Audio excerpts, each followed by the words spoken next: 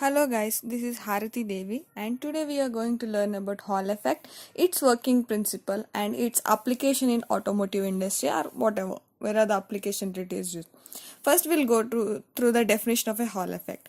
Whenever a magnetic field is applied to a current carrying conductor in a direction perpendicular to that of flow of current, a potential difference or a transverse electric field is created across a conductor. This phenomenon is known as Hall effect. Like we'll take a general example. We'll take a metal rod where the current is flowing in this. Now a magnetic field magnetic field is applied perpendicular to that current carrying conductor. Then a transverse electric field is created to that conductor, and this is what we know as Hall effect. And we'll see what's the principle of this Hall effect now. When a beam of charged particles passes through a magnetic field, it forces to act the particles and the beams will be deflected from the straight line. Like as we already know, as it is a proton or electron or something, whenever it is passing in a straight line, the beam is going in a straight line. But when these charged particles are passed through a magnetic field, these beams are deflected from the straight path. So, the flow of electron through a conductor from a beam of charged carriers, when a conductor is placed in a magnetic field perpendicular to the direction of electrons, there will be a deflection from the straight path. As from the definition of the Hall effect, as it is applied here, the beams are deflected from the straight path. As a consequence of this, one plane of the conductor will become negatively charged and the opposite side will become positively charged. And the voltage between these planes is known as Hall voltage. Okay. When the force on the charged particles from the electric field balances the force produced by the magnetic field, the separation of them will stop. Like if the current is not changing, then the Hall voltage is a measure of magnetic flux density. Like whenever an electric field or a magnetic field balances, then there is no separation between them. Like the separation of them will stop. So then there is no change in the current. Then what happens is the Hall voltage is measured in terms of magnetic flux density. So basically there are two kinds of Hall effect sensor. One is a linear, which means that output of voltage linearly depending on the magnetic flux density. As of how the magnetic flux density changes, the voltage will change. That is how the linear change happens. And the second one is called as threshold.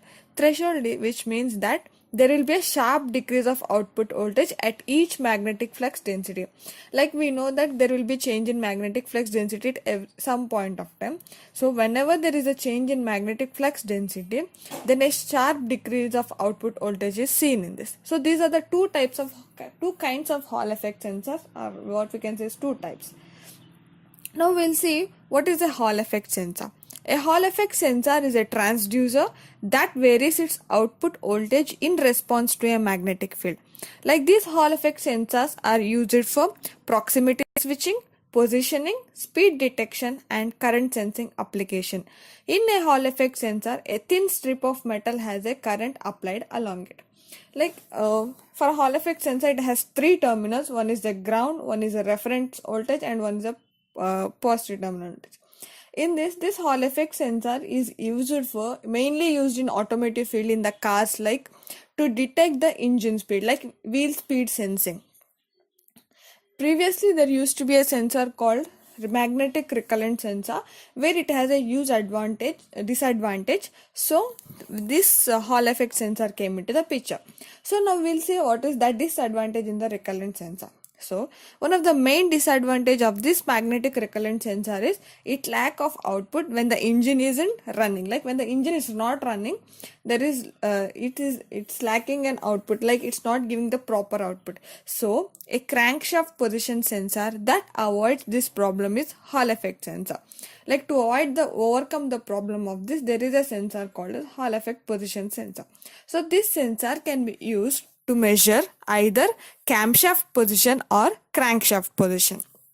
To check both the position, this is used, and even as I said, it is also used to know the engine speed or so-called wheel speed sensing.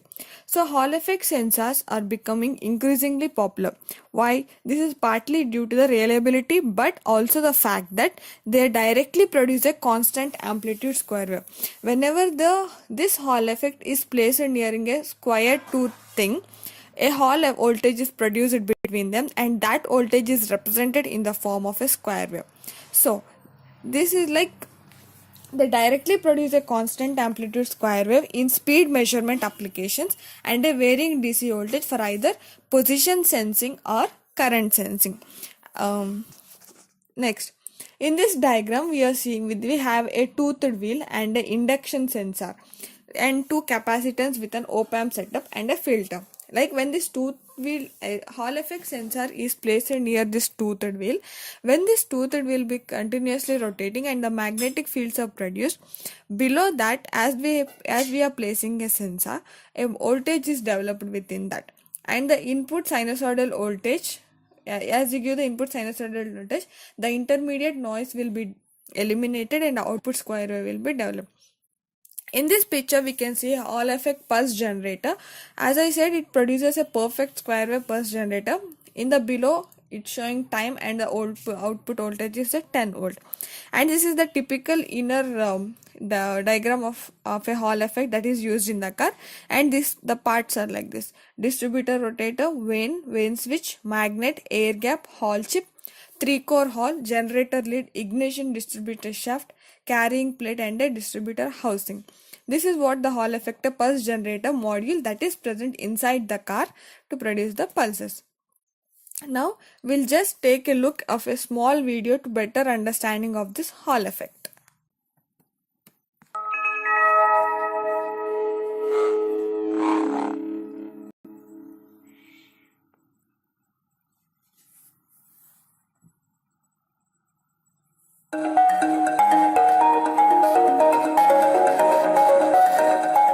The Hall effect wheel speed sensor is a latecomer to the WSS family.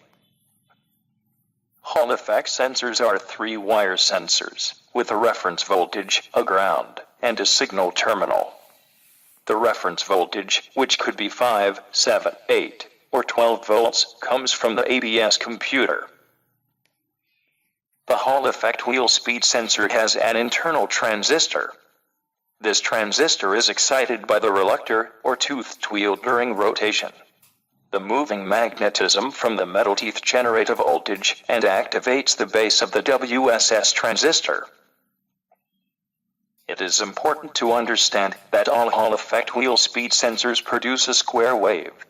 Hall effect WSS are also different than magnetic sensors in the fact that the signal amplitude always stays the same, regardless of rotational speed. This maintenance of signal amplitude at all speeds is why manufacturers are switching to the Hall effect wheel speed sensor.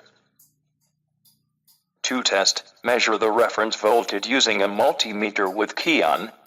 Then measure the sensor ground against battery voltage. Finally, using an oscilloscope, graph the sensor square wave signal. You should see a square wave with a higher or lower frequency, which depends on the wheel's rotational speed. Perform all these tests with the connector connected and disconnected. If the reference voltage is gone whenever you connect the sensor, then it is shorted. Always keep in mind that the ABS computer supplies the reference voltage. So if it dies when connected, then the sensor is in short circuit, and replacement is necessary. So this is all about a Hall effect sensor. Thank you.